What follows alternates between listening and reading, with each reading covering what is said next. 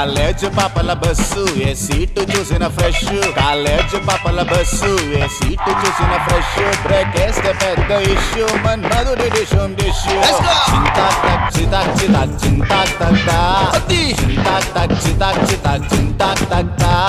పిడత కింద పప్పు రుచి చూడకుంటే తప్పు పిడత కింద పప్పు రుచి చూడకుంటే తప్పు ఒళ్ళెలా ఉంది చెప్పు దిగుతా